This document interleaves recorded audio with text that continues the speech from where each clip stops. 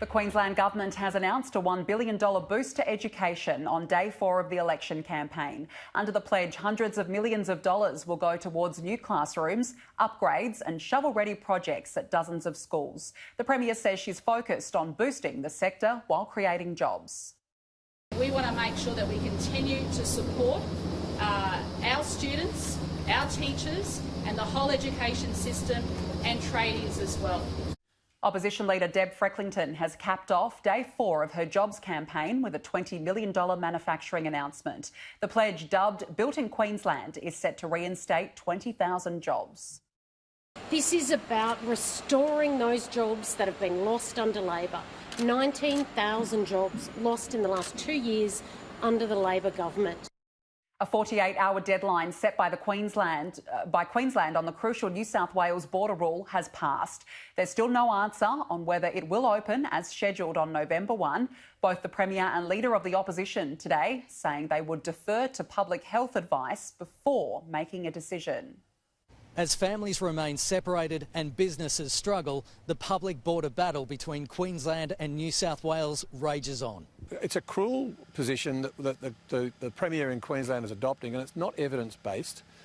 It's just simply, I think, off the back of her election. She wants to look tough for her Queensland residents. This could go on for years. So this is a silly game to be playing, and it shouldn't be played. Well, that's rubbish. That's rubbish. It's just rubbish. Yeah, can he just concentrate on his own issues as Health Minister in New South Wales? The issue is dominating Queensland's election campaign today. Both leaders declining to say if they will open the border, instead deferring to unelected public health officials. So that clock will just keep restarting every time we see cases. Well, Dr Young says that she looks at a whole range of measures, but the criteria that was agreed on by AHPPC. Young will be announcing the border decision, the final word on the border decision for this month, on October 31st. You'd have to ask her that.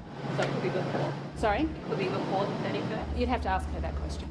Opposition leader Ms Frecklington was no clearer. You've said in the past that Annastacia was hiding behind her chief health officer. Yeah, I have. If you win, you'll be elected. The CHO isn't. What's your plan? The current health advice is what I've just outlined, and that is what I'm listening to. But how would you be different in that respect? Well, right now I am focused solely on making sure that we keep Queensland a safe Would recession. your message be, though, to the families and business owners who rely on these borders being reopened? Given the fact, though, that there mightn't be a vaccine for, say, another 2 years, could it just keep... I think I've answered your question, Brendan. I've What's covered the difference, though, between your plan and Annastacia? Well, my plan is that I'll listen to the health advice.